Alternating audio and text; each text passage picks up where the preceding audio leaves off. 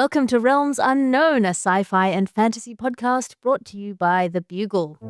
The dragon yawned and stretched, its vast golden eye slit pupilled, flicking suddenly to catch the band of adventurers red-handed halfway across the cavern floor. Galanthea and her crew of misfit mercenaries froze, facing a death against which they had run out of clever tricks. "Papers, please," said the dragon in a voice that was surprisingly reasonable for someone who'd just been woken up from a nap. Galanthea made a choking sound. The dragon sighed. "If you're passing through the Mountain of Gold, you need to have a valid visa. If you don't have a valid visa, you're going to have to be put in detention until you can be duly processed by the dragon court system." Galanthea gathered herself, clutching her sword with shaking fingers. Of course, dragon. If you'll just give us a minute to gather ourselves. We've got a travel pass signed by the Chancellor of Realms Unknown. Welcome to Realms Unknown. That's right. You've just entered Realms Unknown, a weekly speculative fiction podcast brought to you by the Bugle, in which we sit in intergalactic Senate subcommittees discussing tropes, news, our favorite old shows, books, games, and more in sci-fi and fantasy. I'm your host, published author and comedian, Alice Fraser, and my companion on this journey, the Data to my Picard, the Art to my Murderbot, the Gene Tannen to my Lochlamora, the Arthur Dent to my Ford Prefect, it's Tom Neenan. Hello! What an honour to be Arthur Dent. I'm just out of my dressing gown, so that is very fitting. I am delighted to have you. A reminder to all of our listeners to subscribe to the Bugle channel if you want to support this podcast. All of the books covered here are in our affiliate store, to which the link is in our show notes. Beginning our podcast this week with a quick news segment. I'm in the news. I'm in the news this week. I mean, I'm not just a little bit in the news. I'm in The Guardian. I'm in Breitbart. I'm in the HuffPost. I was on the Irish radio. I cannot. And of course, I have to confess to my great misdeed. The big headline is "A lady decides not to do a trip." This was the news that I was cancelling my very short planned week-long trip to New York, where I was going to go and sign books and try and pop up at a couple of comedy shows to promote the launch of my book on the 5th of May, A Passion for Passion. And I thought, I have to check that I, don't break visa laws, because I could go over on a free or free-ish visa ESTA waiver, or I could apply for a visa. And I thought, I'll just talk to a visa lawyer. And she said that I ought to, try to scrub any record of me having made fun of Trump or Elon Musk. Which has been my job for the last 10 years. And she said, if you don't do that, you've got a good chance of getting your visa rejected in the current climate. So I pulled my tour. Apparently that is international news. Can I ask, because I've been following this avidly, and now I get the opportunity to actually sort of dive in. Did you get an idea about how thorough they are? He says worriedly. Just in terms of obviously it's been podcasting and things, but I mean, if you were to say Google Alice Fraser, Elon Musk, would they just trawl the first 2 pages and sort of see if you've been insulting, or how deep dive are they going to sort of seek out your dissent? There's 2 separate people who you might be dealing with. One is the people who get your visa and assess your validity as somebody who is entitled to such a visa. I would be applying for the O1, so I'd have to prove that I'm a leader in my field, and I'd have to get letters from people to say it's cool, and you have to pay $3,000 and all of that. But, it depends on the politics of the person receiving that as to whether they think making a lot of really stupid jokes qualifies you as a leader in your field. And they might not. And then people at the border, when you arrive, even if you have a valid visa, they can just take a look at you and go, nah, or detain you for questioning or turn you around. All of which is a medium small chance, particularly if you're coming into LaGuardia. But if you're coming into it depends on the airport, it depends on the person, it depends on all of this stuff. They've always had these very broad powers, actually. It's been, they've always had them, they just haven't necessarily been exercising them in this slightly politicized. I don't know what the risk is. It may be a very small risk, but it was a risk that I would have to face after a 16-hour flight with a baby on my chest, that they would just turn me around. Yes, yeah, and you would be losing $3,000 in the process. Because they went, Elon Musk, Alice Fraser on Google, and it came up that I once said that he was the wank fantasy of nerds that wish they were brave enough to be assholes. I can't take that back. It's very odd that it's political because the book is not political, and I don't think of myself as wildly political. I write jokes about people in the news. They're welcome to, like, protect themselves from my vicious jokes by not being in the news. One hopes never to have to stand up for one's principles, but You've done it very well. And if anyone is listening to this and thinking, hang on, what's this got to do with our sci-fi and fantasy podcast, with your sci-fi and fantasy podcast that I'm guesting on, I'm not claiming ownership, then I just say when the dystopia becomes the now, then we should cover it. And that should be something that we start covering. So well, also, it's about my book. My book, this book yay! podcast. Yay! In other news, in Mm, sort of borderline news, NaNoWriMo has cancelled itself, the organization, not mhm, the event, which is a grassroots thing where people try to write a novel in November. National Novel mm. Writing Month is the premise of it, although it's International Novel Writing Month, really. The organization was a not-for-profit that was started up in order to support people during the National Novel Writing Month, and they have shut themselves down partly due to the loss of face after they allowed themselves to be sponsored by an AI writing tool, and then sort of doubled down on that being permissible in the realms of National Novel Writing Month, to which a lot of people said, "You're not the boss of National Novel Writing Month," and then they looked at themselves and said, "Are we the boss of National Novel Writing Month?" and imploded. Would you write a novel in a month? Well, as a white man, it is the constant November question, which is, do I grow a bad moustache or do I write a bad novel? Those are the two options you have, Movember or NaNoWriMo. I've attempted both in my time, and both, I think, rightly have never seen the light of day. So yeah, I think that's very wise to stay away from both. You certainly can't do both at the same time. You have to allocate your excess calories either to moustache growth or plot Exactly. development. Yeah. Apparently, we're about to get a surge of good new sci-fi properties out of China. The film industry in Beijing apparently is looking to fund a whole lot of high quality science fiction. So I'm looking forward to seeing that. I hope it's Mhm. good and exciting. And that brings us to our ad section. Your ad section now, because you can't be what you can't buy. And this episode of the podcast is brought to you by the Nebula Notary AI Witness. The Nebula Notary AI Witness is a sentient cloud of gas that notarizes documents by absorbing them and emitting a legally valid holographic sigh.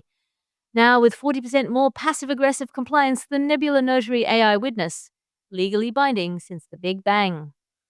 Are you worried about book sales? Are you trying to balance work and family life with your desire to have a cultural impact? Try canceling your book tour to the US and ending up on the front page of The Guardian.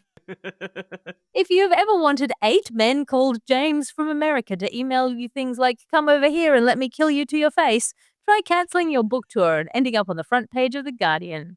Yeah, we will often do a section on this show where we talk about things from sci-fi or fantasy that pop up in the real world or vice versa, whether it's hover cars or a serial flasher wearing a model of a TARDIS on his penis.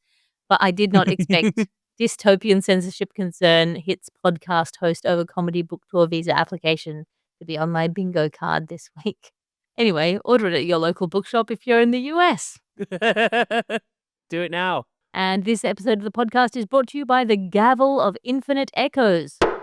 Order! Order! Order! Order! Order! Slam this cursed hammer once, and its authority resonates for eternity. Twice to silence the room, 3 times, and the courtroom resets to mourning. Perfect for silencing rowdy juries, necromancers, and that one bard who won't stop dramatic monologuing. Sold without apologies. Have a trad sci-fi word you want to make sound like it's baked into your world building? Well, we suggest awkward contraction nicknames. That's right, since the first person shortened androids to droids, ACNs have been used to show a concept is so familiar to a character that they use shortened versions. They're not people with the power of precognition, they're precogs. They're not neural inhibitors, they're inhibs. And they're not mutated creatures, they're muties. And once you've mastered that, why not move on to the concept is so big it needs to be defined by the definite article? Is it a gaming platform everyone uses, or is it the Oasis? Is it a neural linker, or is it the plug?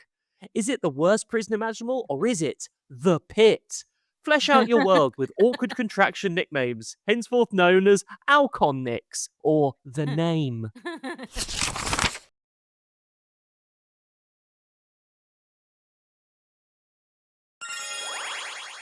And that brings us to, what have you been enjoying, Tom Neenan? What have you been into? This is hot off the presses. This is up to the minute, as you can get, because I've just come from enjoying season 2, episode 1 of The Last of Us, which has only just premiered in the US, and I have to say is absolutely incredible. Listeners to this podcast will know that I am a fan of the games of The Last of Us, particularly the second one.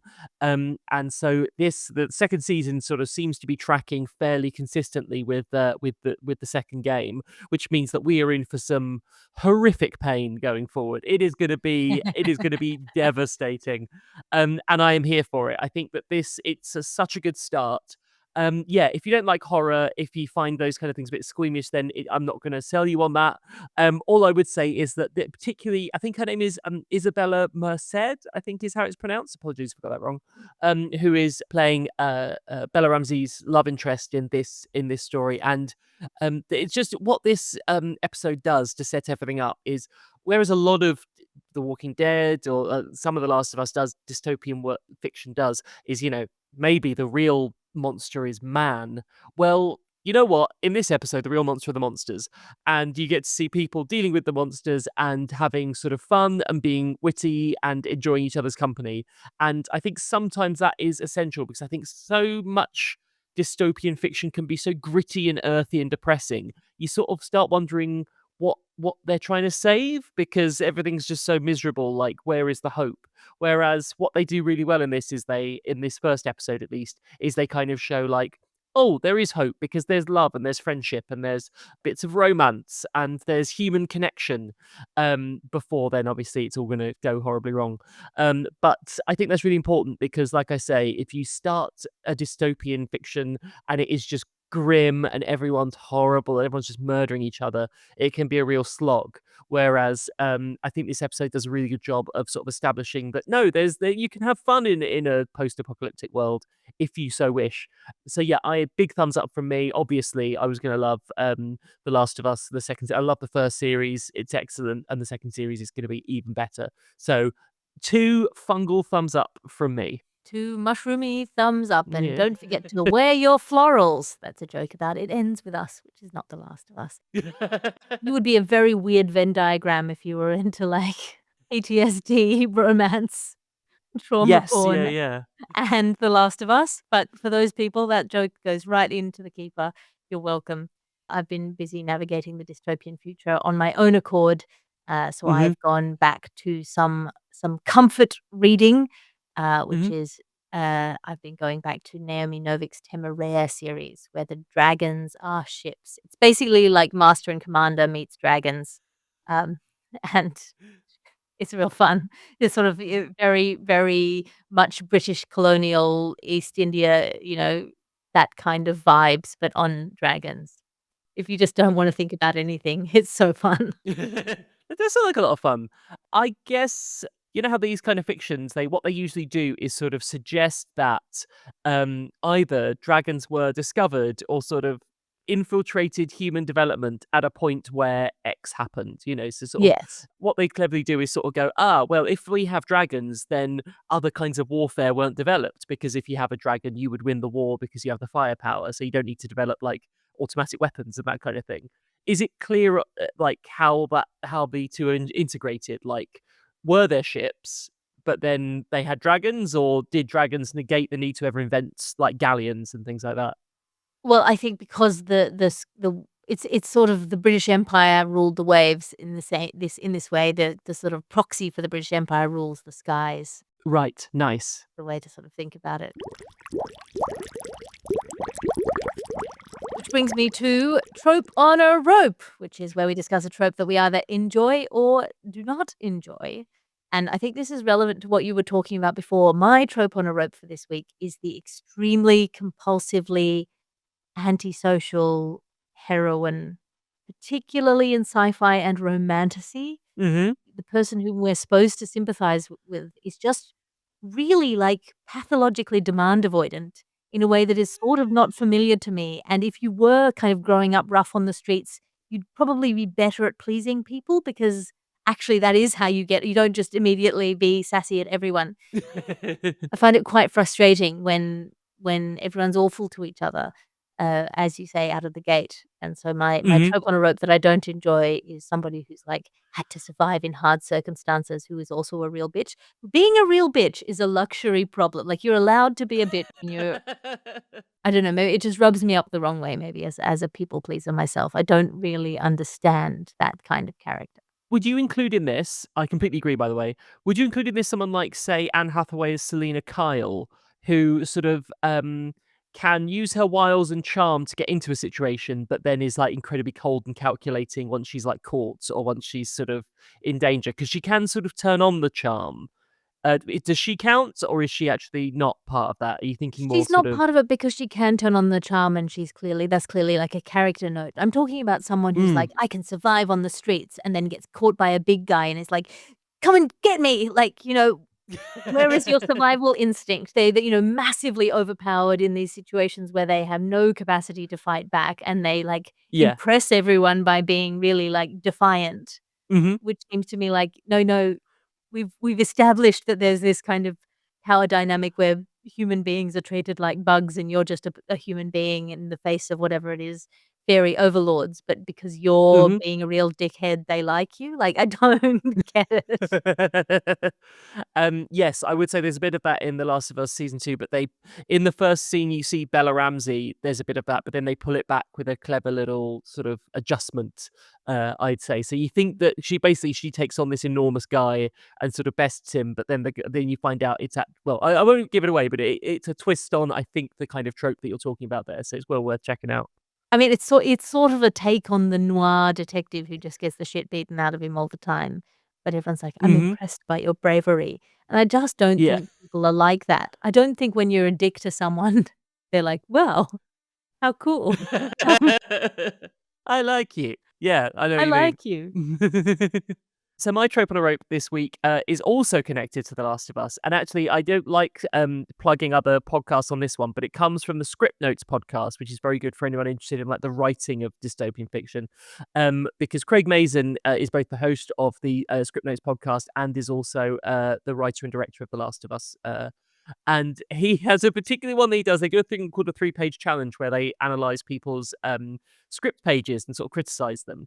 And one of them features, he basically comes up with the oil drum fire pit. And he says, and I'm going to quote here, no oil drum fire pits. It is the most possible cliche thing to do in the apocalypse. And he says, when you do find oil drum fire pits, you'll see no oil drums in the second series of The Last of Us. Or you will see them, but not for braziers. So basically, his whole thing is oil drum fire pits, those things that everyone stands around in the dystopia and heats their hands on. He's like, get rid of them. His argument is they look quite good because of their height, so they look quite good on camera. But basically, they are a trope. He doesn't like them. He wants them out of all dystopian fiction. And it was just really fun to have a trope like that identified by a writer who knows this kind of stuff inside out and go, no, if you're writing something, if you find something and there is an oil drum fire pit, bin it, basically. Well, yeah, I mean, you get rubbish bin fire pits in the Mhm. real world, and I imagine you get sort of transport pallet bonfires and Yeah. maybe Amazon packaging cook pits. Yeah. Yeah, I think it's just like, yeah, now the sort of the image of the hobos gathering around that kind of thing is so tropey that it's almost difficult to take seriously. It's become like I don't know, like massive statues to despotic leaders that sort of identify that this horrible regime has taken over, and you're like, okay, that's broad storytelling. It's not always Yeah. bad, but it just identifies like quite broad, unnuanced storytelling. Yeah, give me a party around a grand piano full of packing peanuts that's aflame. That's what I wanna see. Mix it Be up. inventive, exactly. Yeah, mix it up a bit. That brings us to Convince Me. Our Convince Me this week is quite special because someone has emailed us in specifically with a recommendation for Tom Neenan, our best and biggest co-host, the co-owner of this podcast. This says, "Hi," it's from Jen. Jen says, "First, I want to say that I've been really enjoying the podcast. As a librarian in Oh. a school, especially the recommendations for some of the more obscure subgenres. Secondly, in your recent episode, Tom mentioned the trope of the special boy, and it made me think of a novel which does the opposite. The book is The Rest of Us Just Live Here by Patrick Ness. The story is about normal people living their normal lives while the special people are the background story. I think he would really like this as a book that subverts the expectations of these novels. Regards, Jen. Jen, thank you so much. Jen, I am sadly tied to be slightly ambiguous about this, so apologies for being a bit coy. But I am going to read this because this sounds like it feeds into something I'm working on at the minute, which I can't really talk about. But Oh. hopefully, I mean, these things, many a slip between cup and lip, but maybe at some point in the future you might see what I'm talking about. And Jen, you might feel very good about yourself. Can I have that title again so I can write it down, please? The Rest of Us Just Live Here by Patrick Ness. And as with all of the books, it will be listed in our show notes with a link to our affiliate store. Wonderful. Thank you so much, Jen. That's so exciting. Which brings us to our genre deep dive. Our subgenre submarine this week is science fiction and fantasy that has a feature of bureaucracy in it. I mean, this is a well that obviously Star Trek, especially The Next Generation, goes back to many times. Picard answering to Q for the crimes of humanity, Will Riker prosecuting the case that Data is a possession rather than a person, the Dax symbiote being tried for murder, and so on. I have mentioned quite recently Max Gladstone's craft sequence, in which there are the gods are functioning on an economy that is made up of soul stuff, and that you have contracts and sort of financial devices, and people lend and borrow in these quite complicated ways, and so the lawyers are the wizards. A lot of people, when I put out a call on Blue Sky and Twitter for recommendations in this subgenre, brought up Terry Gilliam's Brazil as like the reference work, because everything starts with an administrative error and spirals out of control bureaucratically. One of my personal favorite uses of bureaucracy in science fiction fantasy is in the Vorkosigan saga, in which there is technology that allows people to have babies in replicators. And because in this one planet, it's quite a militaristic planet, they have had sex selection for a little while. And so they have an excess of men. And a guy decides that one of these lords decides that he's going to make a whole bunch of women, girls, and use them as trading leverage later on for aristocratic marriages. And Cordelia, who is the sort of heroine character of this particular book, talks to her friends, and among the women, they decide that they're going to kind of curb this man's ambitions by making him supply, as is in the law, that he has to supply dowries for all of them, thereby bankrupting himself. Good trick. And a later book Nice. in that series, The Warrior's Apprentice, he sort of takes over a mercenary pirate ship troop and then ends up having to do a pay schedule and a company handbook in order to keep everyone on board. Do you have any bureaucratic recommendations? I do. Well, it's. I mean, it's not really about bureaucracy, but like you say, as a jumping off point, if anyone's seen Alien Romulus, it slightly reminiscent of your situation in terms of the main character is sort of working to get off world. Hello, and finds that the goalposts keep on changing as to what qualifies her to sort of allow her to get off world and sort of see the sun, as it were. And so the whole thing that kickstarts that adventure is basically sort of the bureaucracy and the cruel bureaucracy of sort of those who toil in the mines, basically. This being me, I'm afraid I have to bring it back to, because I'm always trying to get people to watch classic Doctor Who. So my two recommendations there would be The Sunmakers, which is a rather broad parody that sort of takes its cue from things like Hitchhiker's Guide to the Galaxy, and I think it was made pre-Brazil, but is all about sort of taxation and a company or a planet that's been taxed into oblivion. And in the end, the Doctor leads an uprising, and they just throw the guy who claimed to taxes off a roof. It's not very nuanced, but it's a lot of fun, and you sort of got some humor there.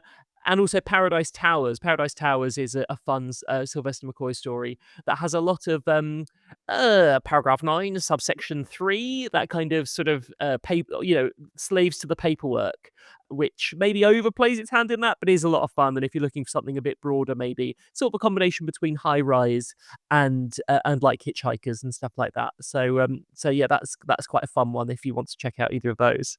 Speaking of which, obviously the inciting incident of Hitchhiker's Guide to the Galaxy is the Vogons Yes. putting a highway through the earth. In games, if you are into games with this feature, Papers, Please is a classic. In Papers, Please, you're a border patrol officer with inside a Soviet society or pseudo-Soviet dystopia. That's the whole game. You're just a border patrol officer, and you have to decide whether to be compassionate or to obey the rules. And the game Return of the Obra Dinn has you playing an insurance adjuster who's investigating a derelict ship for the East India Company, which is right up my alley. That is an incredible, like, it's not for everyone, but it is, if you sort of really go in with an open mind and immerse yourself, that is an amazing game. It's quite it's creepy, and it's not, yeah, it's not the like, you have to meet it halfway, but it's really worth checking out. I love it. Yeah, it's a lot of fun. Shin Gojira is 90% committee meetings. As a movie about Godzilla, it is probably my favorite, other than the old early ones. The Tyrant Philosopher series by Adrian Tchaikovsky has a lot of admin in it, and in Terry Brooks' Landover series, there's a lawyer who becomes the ruler of a magic kingdom which was being sold on dodgy legal grounds. Um, the Traitor Baru Cormorant series is about using accountancy as a weapon for subversion, and the Dagger and Coin series is epic fantasy by Daniel Abraham that revolves around using banking as a weapon. And then obviously Terry Pratchett is excellent on this on all fronts. Whenever bureaucracy appears in Terry Pratchett, so there's a lot there. It's surprising for a subgenre that doesn't look like it would be very fruitful. It's actually quite a lot of fun when it does appear. I think it's more frequent in sci-fi than in fantasy, but I think therefore I sort of enjoy it more when it appears in fantasy because Mhm. it's kind of more unexpected. I think fantasy is always or often sort of psychologically set in the past, and we can't really imagine the bureaucracy of the past in the way that we can imagine the bureaucracy of the future. There are some people who believe that that's the distinction between sci-fi and fantasy, by the way. One is looks back and one looks forward. I disagree, but yeah, we won't get into that now. And it's good for grounding things as well, isn't it? I think because everyone, the inevitabilities of life being death and taxes, we all at some point experience the pain or the annoyance of paperwork, of people sort of being irritating and sort of, yeah, being a job's worth. And so if you want to make your sci-fi world feel like it exists, like it's sort of grounded in something, then having someone be an obstacle because of paperwork or something makes it very real, I guess. And then, I mean, we come to the core question of this subgenre deep dive, which is Kafka sci-fi or fantasy? It's reality. Yeah, Mm. deal with that. We're all gonna wake up as a giant cockroach at some point. Yeah. It's inevitable. But yeah, I find it a lot of fun when it's used as a mechanism because it makes something feel more real, and also it reminds us that so much of, particularly in these vast epics that happen so often in sci-fi and fantasy, it is good to remember actually the way that people control the world tends to be through complicated agreements and laws Mm. and enforcement, and getting people to get along in the world is quite a difficult and tricky thing, but it is also done by boring people Mhm. piece by piece rather than heroes with big swords. So having these big epic quests sort of come up against bureaucracy, or having bureaucracy be treated as a potentially heroic thing, is Mhm. entertaining, or can be entertaining and delightful, as much as when it's being used as the big bad enemy, the faceless corporation is holding you Oh, down, the yeah. dystopian future in which you can't navigate your way towards a clean glass of water. All of that, half a glass, all of that is in that subgenre deep dive. So again, if you enjoyed the sound of any of the things that we recommended, you can have a look at our show notes where we list all of the Mhm. books and games and movies. Do you have any other recommendations before we close out? At the risk of breaking the format, a really good film about bureaucracy that in the real world is a one called Amazing Grace, which is all about how in Britain they made slavery illegal, and it is very boring and not grandstanding speeches. It's all just very minute politicking. But if you are interested in just, yeah, like you said, and that's all about, I think it all comes down to what kind of flags can fly on what kind of ships. So that kind of thing can be interesting, especially if you sort of are creative, and because it can track onto things, and like you say, swap ships with dragons, suddenly you've got a fantasy thing. But yeah, that is not sci-fi or fantasy, but it is quite an interesting examination of how very dull politicking can improve the world. I would love to watch that. Is it depressing or is it uplifting or is it both? A combination of both. As usual, basically, so much of trying to improve the world is just making sure that conservative politicians are distracted. That is a lot of it is about making sure they're distracted while some progress can happen, and it was ever thus, basically. And that brings us to our minds section where we talk about something that we loved in our time, but maybe makes us feel a little bit now, and decide whether we can still recommend it, even with caveats. Have you got anything that you're feeling a bit about having enjoyed in the past, Tom Neenan? I am. Once again, I don't know if there are any responses to my questions regarding the casting of Little People. Possibly not. But I would also extend that to questions about limb difference. So I have been interested in that recently. I think because I've seen certain shows where limb difference is being represented better. I think in adolescence, there's a better limb difference, but definitely sci-fi and fantasy, I think, have occasionally lent on sort of tropes and things in the past. An example of that being, say, once again, Doctor Who, the character of Davros is sort of, his evilness is defined not just by his disfigurement, but also by the fact that he doesn't have a hand, he's missing one hand. And sometimes certain limb differences can represent, can represent that someone is either evil or, or that they are being cursed or something like that. And so it's sort of almost too numerous to mention, but I certainly notice it in Doctor Who with Davros being a great example of this evil creator whose evilness is sort of defined by the fact that, look at him, he's missing a hand and he looks different from us. And so I guess if I can once again, because your listeners have been so good with recommendations, any sci-fi books or films with positive limb difference representation would be welcome. I'd love to find out if there are any of those. That'd be really interesting. Well, just straight off the top of the dome, Star Wars, Luke Skywalker, only one hand. Very true, very true. Yes, of course. Has a robot hand. Yeah. Sadly, he is given the robot hand by someone who is sort of a quadruple amputee and furious about it and the most evil person in the world. But we can, it's horses for swings and roundabouts. To be fair, it does also turn around that thing, because you only see how hideous he is when you've accepted that he's good. Because previous to that revelation, he's very True. handsome. Yes, that is very true. I mean, I hate to call Darth Vader handsome, but it's a cool suit. What can I say? Yeah, it looks sexy, so fair enough. Good Omens has good representation of all different kinds of bodies in their heaven scenes, which I thought was a nice Oh, choice nice. by the directors and the casting agents. Yeah. But yes, anyone who has recommendations, write into us at realmsunknown@thebuglepodcast.com. Likewise, if you would like to convince me to read a book or watch a film or play a game, you can email us at realmsunknown@thebuglepodcast.com. If you look up Realms Unknown on Blue Sky, you can find our account and give us our recommendations each week. I will put out the suggestion for the subgenre deep dive, and you can tell me what you recommend I recommend on this podcast. So if you have an account on Blue Sky, and why wouldn't you? That's realms.unknown. And these recommendations do actually look, there it is. I have ordered it. It is on its way to me right now. So these do get listened to, these recommendations, and I can't wait. I have been waiting all my life to be able to justify writing off the ridiculous number of books I buy on tax. Yeah. And this podcast has just taken the chains off. The number of books that I've read, quote unquote, for work. Shameful. No wonder I can't afford to go to New York.